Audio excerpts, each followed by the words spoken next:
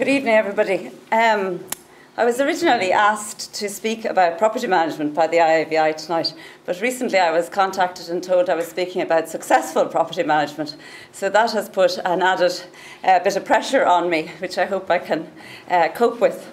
I'm going to talk about what I believe is, or could be, defined as successful property management in relation to multi-unit management. I'm going to set out the role of the management agent, and that will include discussing the 5 distinct service categories that I believe exist within the role of the management agent. I'll talk also about the factors and variances that determine the cost of service charges in multi-unit development, which is quite a controversial topic.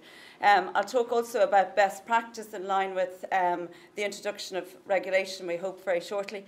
And then I'll just close with some of the issues that inhibit successful property management in Ireland and some of the solutions that I think are available that, if implemented, would facilitate more successful property management. So starting with that, I looked for a definition of successful property management, and in a position paper on residential multi-unit development and management written by the IPFMA as a submission to government, it said, successful multi-unit property management depends in varying degrees on the calibre of the developers, their professional team, the quality of design and construction, the management's commitment and professional ability, and the owner's understanding of the different responsibilities of the various parties. It can be a complicated recipe, and all the constituent parts must work well together to allow a successful end result.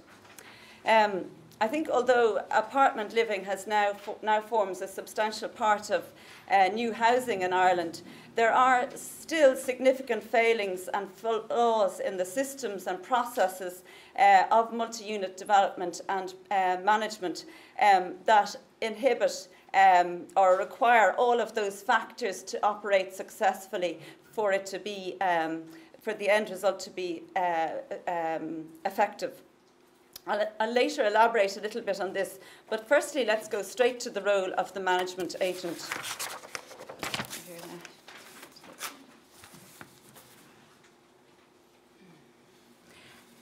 There are 5 distinct areas of services which fall under the responsibility of the management agent. Most of us know of the 4th one there, buildings management, which is cleaning grounds, mechanelec, all that. But actually there are a lot of other roles within the service that people fail to recognise or appreciate. Also, the perception of the management agent's role and service charges is largely in Ireland held as a perception of cost only. When people think of management agents or service charges, they think of it being a cost. They don't necessarily recognise it as being a legitimate service that derives a value for that cost. So I'll explain maybe a little bit through this presentation why that is. So if we look at the first service heading. Each development or each scheme has set up within it a management company. It's a management company formed for each and every development that is in place. So that management company is effectively charged with the ownership and the obligation to maintain and repair and upkeep the estate and the structural parts of that estate. It is a company like any other company in Ireland, so it's governed by all of the statutory compliance requirements of any company in relation to filing of returns, calling of AGMs, EGMs, policy and procedure, and so forth. So there is quite a lot of back office role in relation to the administration and the sort of management of the activities of the management company. It's a critical element of the service. In fact, it's fundamental. If the company registration office is not kept up to date and accounts are not filed, the company will be struck off. No one would be able to sell their dwelling within that development if the management company is struck off. And it would require an application to the High Court for reinstatement. So it's a fairly important element of the service and very little appreciated or recognised. And I think in Ireland, as a result of that, we have a number of struck-off management companies as I speak. The second service heading is the financial management. And obviously in managing any development, first and foremost, that service has to be funded. And the first role is the preparation of a budget. And that has to be a reasonable estimate of the service requirements of the estate. And the costs then are calculated according to those requirements. So you define the specification and then you start to look at what it would cost. It needs to be a reasonable estimate, and a lot of what's going wrong in the industry is that estimates are understated for various different reasons, and then it turns out or transpires laterally that the service can't be provided for that actual rate. After that, once the budget is agreed, and no management should be undertaken without it being prescribed in advance, all of the services within a budget and agreed with the owners or through their board of directors. After that, then, the cost of the services set out in that budget are apportioned against every one of the leaseholders or owners, and the billing procedure goes into play. In Ireland, only about 5 to 10% of people pay their service charges on foot of their bill. So after that, it really is a collection process, and in fact, very quickly, a debt collection process. So it's a huge role for the management agent, is collecting in the money. And you really do need to have robust, efficient collection services to ensure that your management company, for which you're responsible as a management agent, is financially funded appropriately so that you can undertake all the services that are set down and required in that estate during the year. So obviously it includes charging interest and late payments, sending arrears notices, passing accounts to the solicitors. And there's no point in sending an account to a solicitor in month 9 of a financial year. It needs to go very promptly at the beginning of the year once the period is allowed, has passed. And non-payment has come and payment hasn't come in, then it needs to go straight to the solicitor. People find that very aggressive, but unless you do that, you'll be short of funds, and effectively you won't be able to pay the ESB bills and provide the services to the estate. Another role of the management agent is obviously the day-to-day accounting and the bookkeeping. And we all have been hearing in the media about transparency and good accounting and disclosure of accounts and full information and the requirement for information. And that couldn't be understated.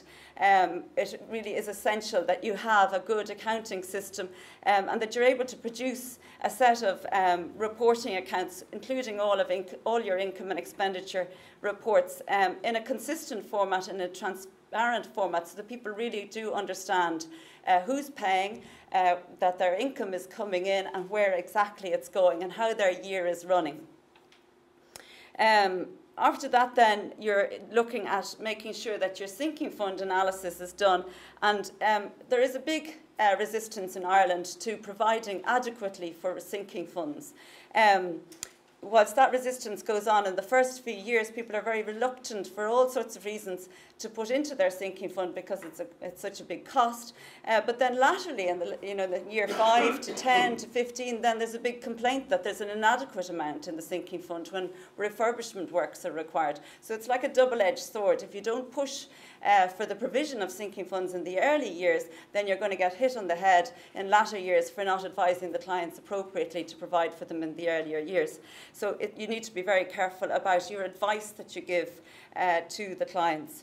And then, of course, there's the annual audit process, and that needs to be undertaken efficiently and promptly at the end of the year, and then that leads into your AGM. The third area of the service is your insurance, and I know for a fact that in Ireland a lot of apartment buildings and multi-unit buildings are either inadequately insured or over-insured. The whole role of undertaking a building evaluation for reinstatement purposes, you need to make sure that you're professionally competent to do so. You need to make sure you've got certified areas, and you know your building costs and you know your methodologies. I think I'm speaking to probably the experts in the room here on this, but obviously there are a lot of agents out there who don't know how to do this, and it's quite a concern. The scope of cover then obviously includes fire and standard perils and alternative accommodation, public liability, employer's liability. Lift engineering cover is statutory, and that includes having independent inspections of the lifts and other essential plant like that during the year. And then directors and officers liability cover is a fairly new one in recent years, where people volunteering to take on the roles of directors on the management companies of the estates that they live in are concerned with their own personal liability. So they are looking for the protection of a D&O policy.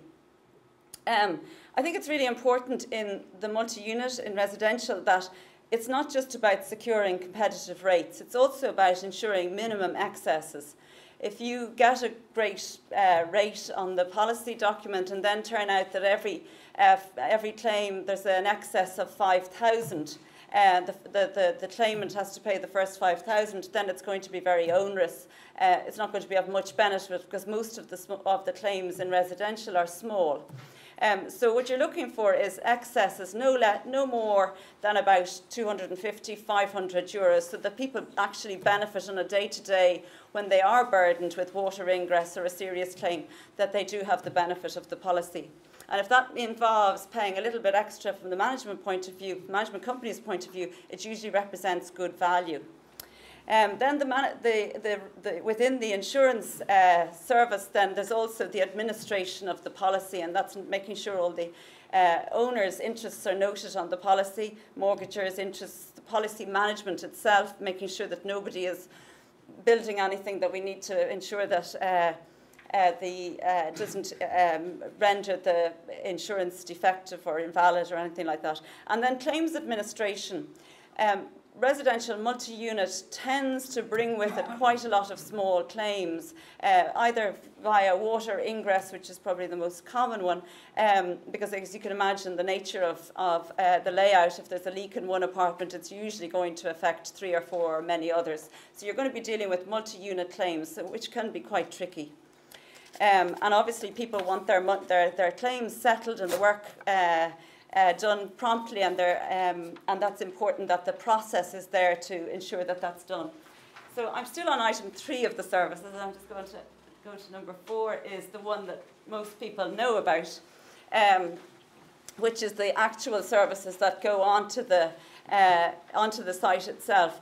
And they start within the planned services. There's both soft and hard. The cleaning, window cleaning, carpet cleaning, all those soft services go in on a planned basis. They should be contracted up front at the beginning of the year. You should make sure that you're using contractors that are reliable and insured and so forth. And the same goes with the hard services, the grounds and landscape maintenance, refuse collection.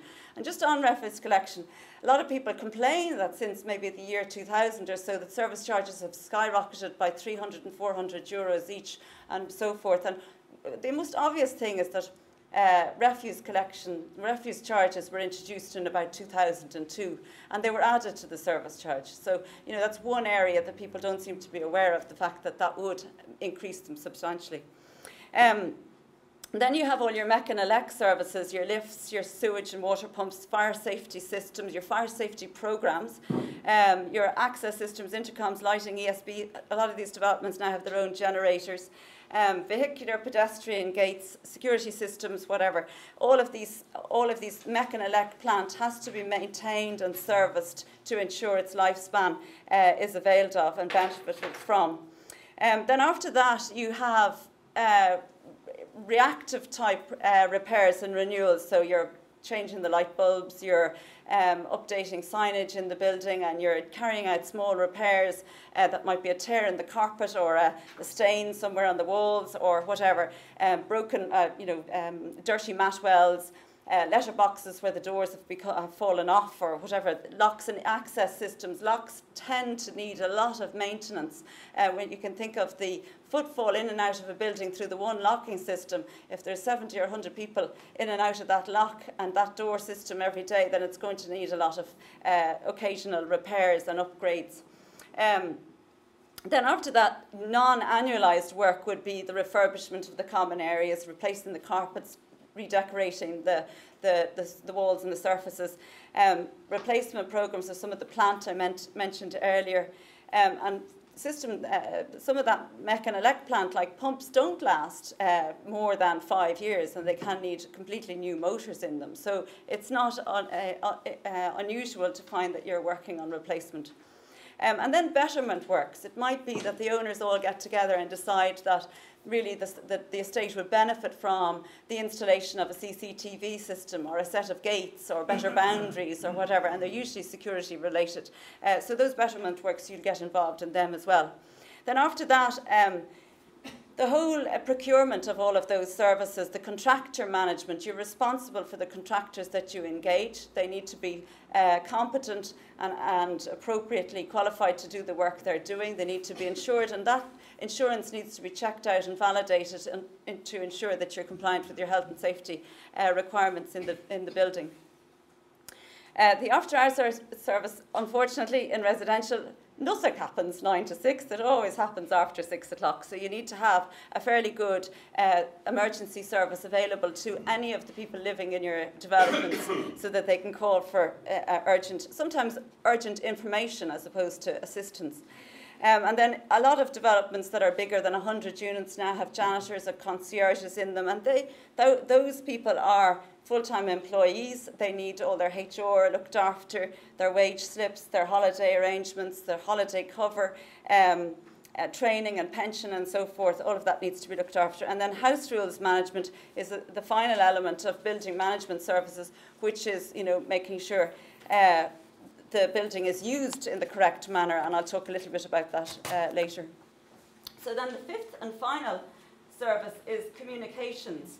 And I think this is the one area that people don't realise, that a lot of resources should be put into this element of the service. And the more resources put into it, the more successful you'll have, relationships you'll have with your developments. It starts with ensuring that you know who is owning or who is in occupation of each and every unit that is in the building. And gathering that information can be a bit of an onerous burden, because there's no, unfortunately, there's no registration of title in Ireland for apartments, so we can't go and seek it out elsewhere. So we're dependent very much on the voluntary information from developers and from their solicitors. So a lot of groundwork is done in addition to gather that information.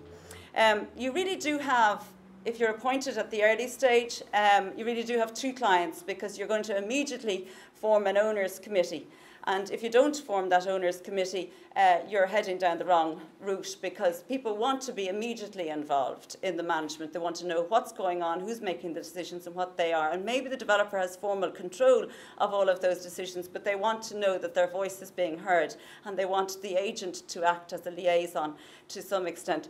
So during that period of the early stages, you effectively end up with two clients: the owners committee and the board of directors, which is probably the developer. So it can be quite a tricky time, and it's unfortunate that agents are appointed by the developer, because obviously we're immediately considered with some question marks and doubts as to whether our legitimacy of our appointment, because of that what seems like not an arm's length appointment. You spend a lot of time winning the trust and developing a relationship with the owners because of that arrangement. I wish it would change, but that's the way we have. That's the one that exists. The information, I don't think it's enough to be just servicing the site and making sure it operates and looks well. You need to provide people with information. You need to tell them what's going on, where their money's been spent, and that should go out to all the owners in the format of newsletters, which just keeps them informed of what happened with the budget last year. Did it come in online? Did we underspend or overspend? Did everything get successfully implemented that was meant to be implemented, and what are the plans for the following year? So one comprehensive, good quality newsletter every year would be the minimum requirement there. Then during the year, if there are activities going on such as window cleaning, or there's been a spate of burglaries, you want to have notices going out, or notices put up on the notice board just telling people of those activities. And then you want to have regular financial and service reporting. Both are equally important. And you really want to have full accruals-based reporting. So people want to be able to look at their accounts and know exactly what their position is at any one time. You don't want to be telling them at the end of the year, well, we forgot to tell you about the accruals, and actually we spent more than we thought we were going to spend. So those accounts need to be full accruals-based accounting records so that people exactly know where they stand with their money.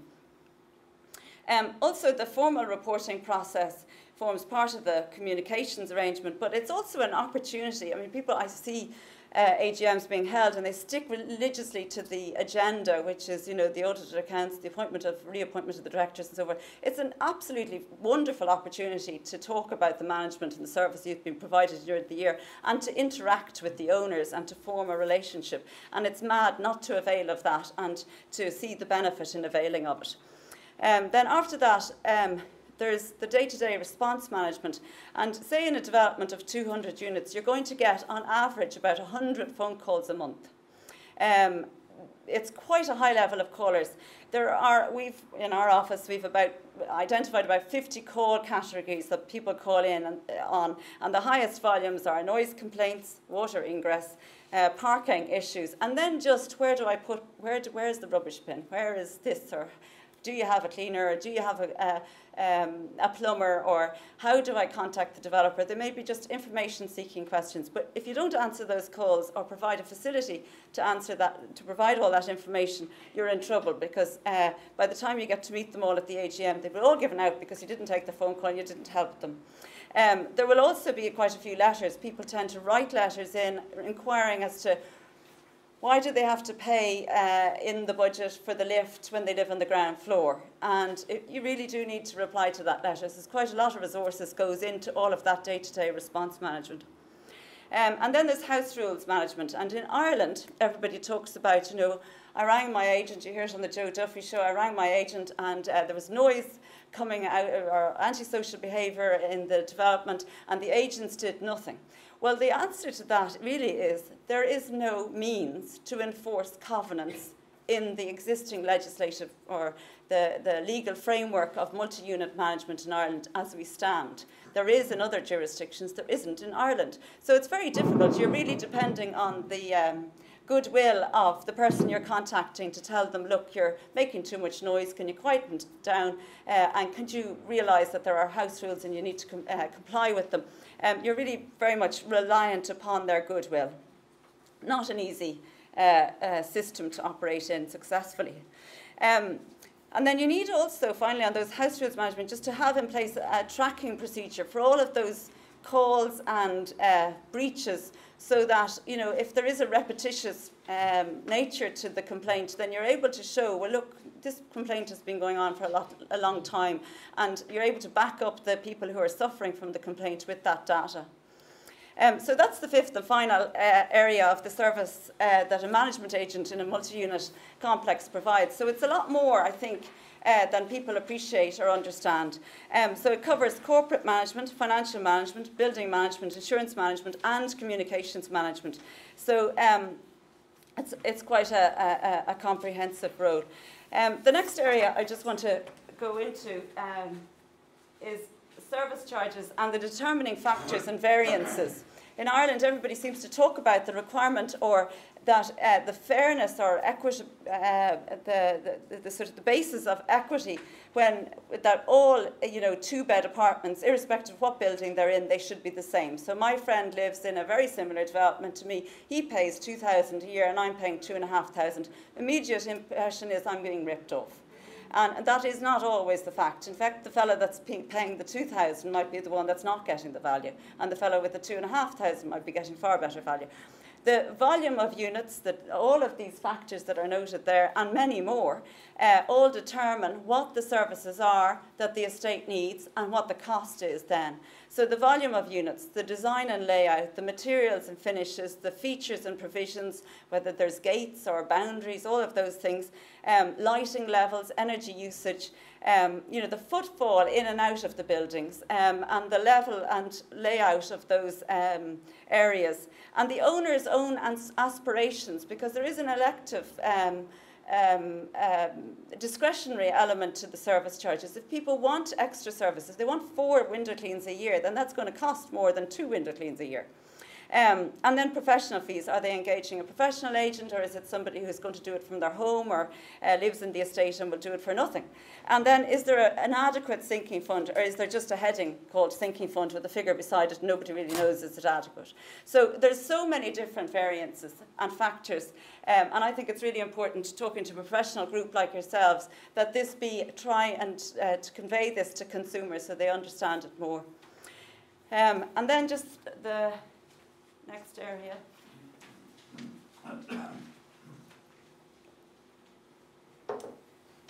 I think one of the biggest inhibitors of best practice or successful estate management in Ireland is the fact that there is no regulation of agents. There are no really enforced best practice guidelines. So anybody can just buy a sweep and brush, laptop, set up as a property management agent. And I think after going through the 5 areas of services, I don't think it's as easy as that. And I think technical ability and qualifications is critical, or at least knowing that you need to go and seek them if you don't have them yourself, and providing the client with that advice. Professional indemnity insurance is absolutely essential for the protection of the consumer, but also to realise that it's not a one-off service, that it is a long-term service. You need to be developing a relationship that is a partnership with your clients, which is very inclusive, and that goes year on year on. And in my office, we've been managing some buildings for as long as 20 years now, and that relationship has gone through building programmes and gone through, you know, a very serious maybe storm damage incident or something like that, and you need to go through those periods of time, considering that I have a long-term relationship, I'm going to get paid every year, and I need to think like that, as opposed to, is my fee this year adequate for all the work I'm putting into it? I think service charge adequacy is probably the most onerous and important role of a professional agent, because obviously people are winning business all the time by quoting service charges that are inadequate. The lower they are, the more quicker they get the appointment. So that's a real inhibitor to quality services in the country. Strong communications. I think doing the job, a lot of people think that just doing it is adequate. It's not. You need to tell people what they're getting and how it's being done, and tell them regularly. And then within your own business, to ensure that the service is delivered, you need to have invested in systems. You need to have planned preventative maintenance programs, so CRM programs. You need to have really systems and procedures that pop up and tell you when things need to be done in your buildings. And then monitoring and reporting. It's not good enough to suggest that you can just do your inspections once a week. You need to make sure that they're done, they're documented, the inspection is logged and so forth, and any activities that were found needing on the estate are put on the system and then addressed. You need to make sure that the contractors you're engaging and spending their money on are approved, and approved in the sense of insured and appropriately competent to do what they're doing.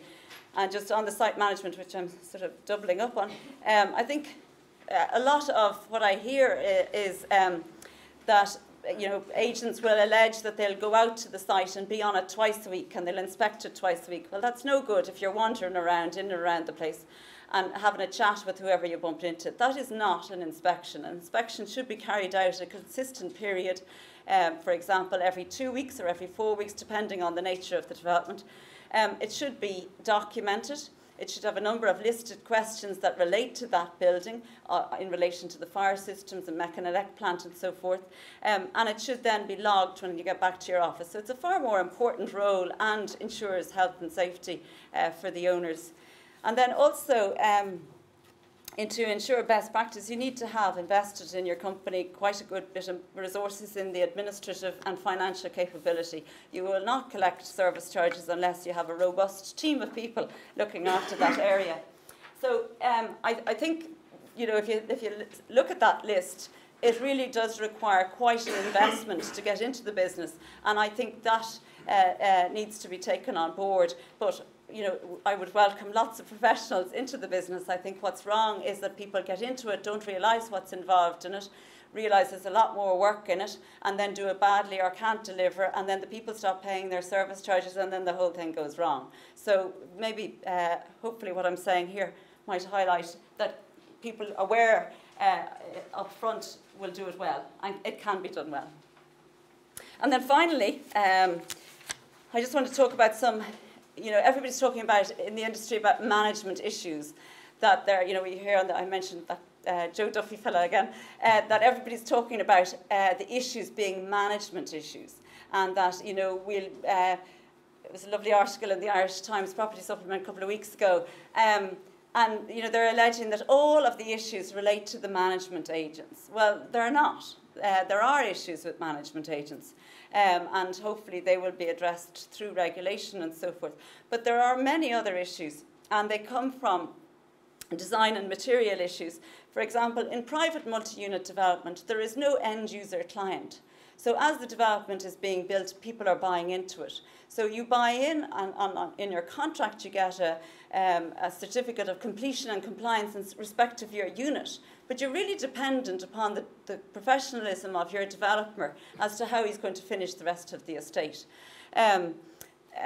So very little, and then there's also, that's a bit of a risk. I mean, there is no other development or construction property sale that goes through that I think has that level of exposure to or dependence upon professionalism. Then you also have no input from the end user. When the development is being designed and built, the end user isn't really considered. It's about how will it look, how will it sell well, but, is double doors needed, or would a gate here be more efficient and more secure for the owners? So that input into the end use is not there. I am terribly sorry, I think that's my mobile. It rings 3 times, so it should go, it should stop. Apologies. Emergency call, it's all right. I'll go down my history. And then the impact, the selection of materials that are, and the design at that earlier stage, the impact on maintenance isn't always considered. So obviously, if you're going to paint the entire of the outside of the building, that is going to really escalate your service charges. Whereas if you put a coloured render or brick, that's going to be maintenance free. So obvious things like that are not considered as much from the service charge point of view. They're more considered from the design and the saleability of the product. And I think more input needs to go into that area to make it more effective. The construction and completion issues that I mentioned here are really that I think the biggest deficiency and flaw in the system in Ireland is that the management company, which is the vehicle set up to own and have the responsibility for the repair and upkeep of the estate, actually has no contractual entitlement to receive the estate properly. And I could talk about this subject for an hour and a half on its own, but that is a very serious flaw in Ireland. It is somewhat dealt with in the new draft multi-unit bill that the Law Reform Commission have submitted to government. But it is by far and away the biggest impediment to successful operations. And if you can imagine, if this management company is sitting there expected to receive in the structures and common parts of the estate, but it has no entitlement to receiving it subject to or conditional upon any certificates of completion and compliance or any documentation or any defined process, it's absolute madness, but it can happen in the middle of the night without any consultation with any one owner. It just is transferred. So that's a big flaw, and that is what is going on the estates and known as management issues, because largely in Ireland people go to the management company for assistance when they feel that the estate is not being completed properly or not being finished out in the way that to the standard that they expected it to be.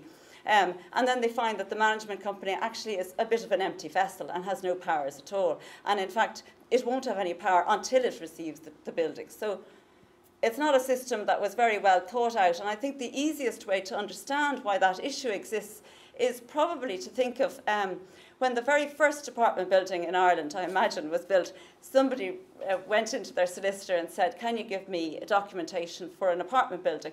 And he said, well, we've never had an apartment building in Ireland before, but I have an office building. And I could scribble out office, and I could put in the word apartment, and then we could sell all the apartments using this documentation. So you can imagine it's a bit of a simplified version of what has not been properly addressed. But over the years, many, many developments were built and many schemes were built, and that documentation and legal framework and legislative framework has not been adequately thought out. So the system has very many flaws. Everyone knows of them as management issues. Everyone associates them with the management agent. And the management agent is fired, but the problem still exists. So that's often what's going on. I don't know where I probably wandered a bit.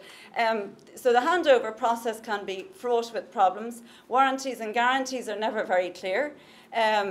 And then finally, I would say consumer education issues. There has been limited information heretofore about buying into apartment schemes. People were buying in and not knowing that there was a service charge. It sounds absolutely ridiculous, but people genuinely do buy in and don't realise there is a service charge. And, you know, somewhat maybe there has been in the past a reluctance to disclose the service charge because it was considered a burden against the motivation to purchase or whatever. And people then generally as well assume that if I buy an apartment, I have nothing to do. I can live there and somebody else will do everything. And they compare conventional housing as having a zero cost. So if I bought a house, I wouldn't have a service charge. But in fact, if I bought a house, I'd have to pay for my refuse, I'd have to pay for my painting and decorating and my garden upkeep and my light outside the hall door and all of my driveway in, and all of those things would cost money too. But the perception is that it's free, you know, it should be that conventional housing is free and apartment living is not. It's very expensive. That needs to be corrected, that perception. And then community issues, the final one that inhibits successful management is really that it depends on the quality. It depends on activists and volunteers from the ownership. So certain owners have to come forward and get involved in the management, and the calibre and quality and expertise of those owners can vary. And whether they're self-interested or interested in the entire estate, they're all very much potential weaknesses in the system. And I know certainly to be on the board of a national school now as a parent, you have to now do a FOSS training course to know your obligations as being on a board in the school. I think something like that's needed in Ireland so that people understand that they carry a lot of responsibility and what that responsibility involves. And then finally, the community issues. Probably the biggest burden is that there is no means to enforce house rules, and there's no means to address antisocial behaviour and crime. And there's a lot of small crime that goes on in private residential estates in Ireland, which the police are not addressing. And the perception is the management agent should be able to address it. Well, if you can imagine, you're already managing the entire estate, and now you have to deal with criminal issues on the site and antisocial behaviour. It is asking a bit too much. And I think that community role needs to be undertaken by a community, by a body within the estate. And that's the only effective way, and that's the most effective way that it works in other countries abroad. Finally, I just want to talk about some, I think, solutions that some are in hand, and some positive ways to bring about successful residential property management in Ireland. And one start was the ODCE this year brought out a guidance document on operating a management company for the consumers.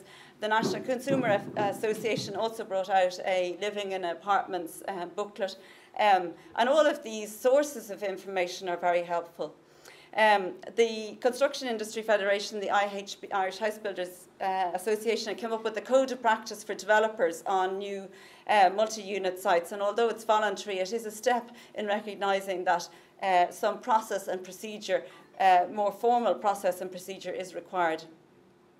The Law Reform have drafted their guidance, their report, and the draft multi-unit bill is with government. I think government is all very busy at the moment, so I'm sure it's been put a bit on the back burner, but it's unfortunate that if it is. Certainly we do need legislative reforms of the development process, but also the planning legislation. There is a great opportunity there that's been missed in the way planning doesn't work effectively as a form of building, as a form of legislative. In the process of enforcement doesn't work in multi-unit as it should work. So it operates better more in law than in actual practice. And then I think really the solution lies on all the professionals involved in the industry, the architects, the surveyors, engineers, fire consultants, solicitors, estate agents, management agents. If we all got together and were more aware of what's needed to be done from all our different parts, and then maybe through the new NPSRA or through the IAVI, through different associations, we would encourage government to do what they need to do, and we work together in a cooperative approach to make sure that we facilitate sustainable apartment living in Ireland, or multi-unit living in Ireland.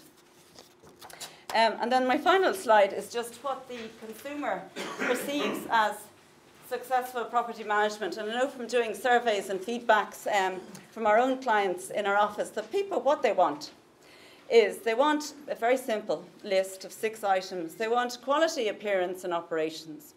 They want value for money, and value for money really comes down to they want to know where their money is being spent. And if that's $2,500 a year, as long as they know where it's going and they see that that derives the benefit and also ensures the long-term capital appreciation of their unit, then that is value for money. So value for money, as I said earlier, is not $500 a year or whatever if that's an inadequate amount.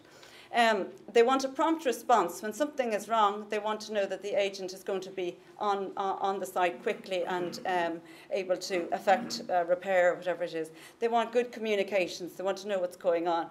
They want consistent management personnel, and heretofore maintaining consistent property managers in the industry has been hard because they are subjected or have been subjected to quite a lot of abuse. They spend a lot of time assisting people in understanding the process, but before the person understands the process, maybe they've been beaten on the head a few times. So people didn't really want to work in the industry. I think it's a lot more attractive now because of the economy, but that shouldn't be the case. It should be an industry that's easy to work in.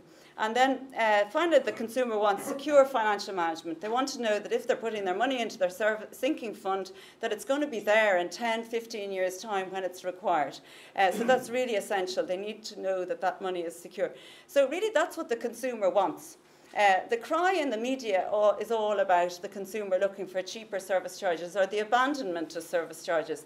I don't think that's the case. People that we work with who are informed and aware of the type of value you can get from a well-run, operated building, that is the criteria that they measure in relation to successful operations. And then finally, I'd say, just close with the fact that I know I've studied the Australian market quite extensively, and that there they have strong planning legislation, they have good local authority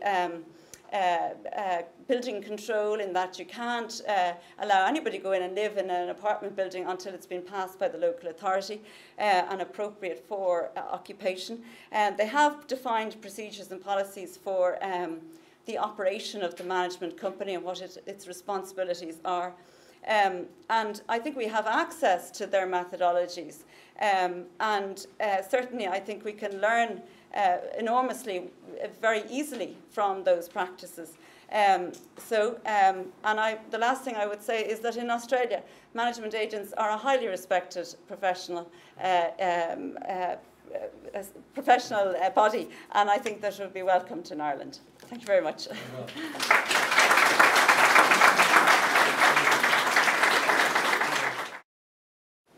Greatly admire all your comments and statements on the things which you found out in your experience. And without belittling our colleagues who are in management of multi-unit things, it appears to me that you are trying to bring professional excellence to bear in a ramshackle landscape as far as both bylaw and main legislation is concerned.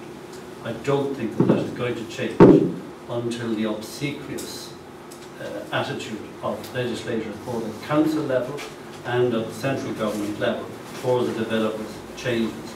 Because if you try to bring teeth in and you are a legislator and you are beholden in some way to the developers, that new legislation is going to be like custard. I just hope something happens. I would love to see a register where you will have a definite register of people who are living in blocks. This is a big pain for the police, it's a big pain for insurance, a big pain for other people as well. But there's another manifest injustice as far as I can see.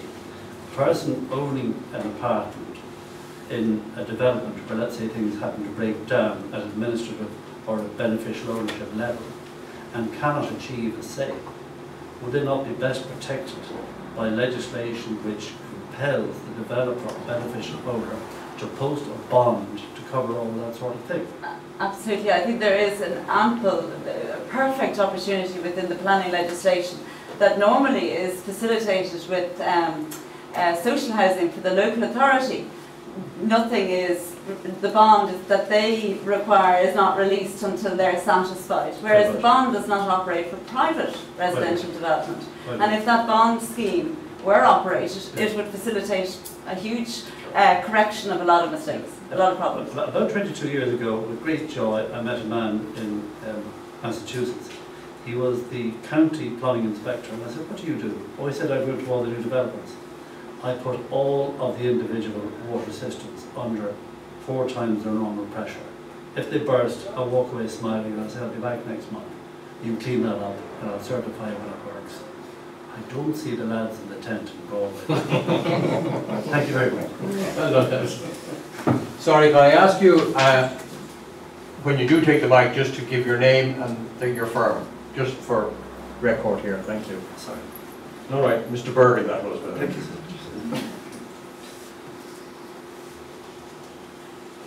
Don't be shy. Don't be shy.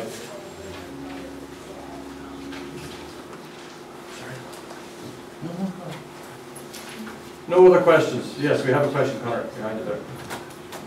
Sorry, my name is Declan Davis from Property Home and Away.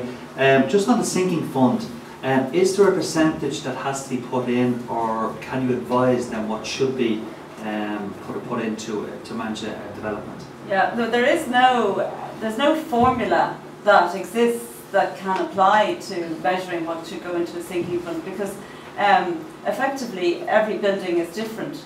I mean, I hear people saying it should be 1 month's service charge or one month's rent, it should be 10% of the service charge. It really has to be an assessment undertaken by a building surveyor if you want it to be really adequate. Who will go in and assess what the needs are, and then you divide it back to the number of years of lifespan or period between requirements. And then you allow for inflation and so forth. So there is no absolute, guidance that you can use, like 10% or 20%, which is what makes it very difficult, I think, for people to understand. There is a proposal in the draft Multi-Unit Act that it be a percentage of no less than, I think it's 10%. But that's not based on any mathematical methodology as such, but it would be at least a start. It would be an acknowledgement, which would be great. Okay. Sorry, just one more question would be, I've been told that if a developer doesn't sell all the units, he holds on to one, he keeps control of the estate. Is that? Yeah, there's effectively in that, in the legal framework that I mentioned, there's no compellability on the owner's part. They can't compel a developer to hand over until he wants to hand over. So that's a very difficult situation. Effectively, he can have one apartment or one car space and hold on to that estate for many, many years. Now, he will lose control of the board of directors, so there's other ways in that maybe you can force things, but it's not a process that is appropriate at all. The tactics that people have to,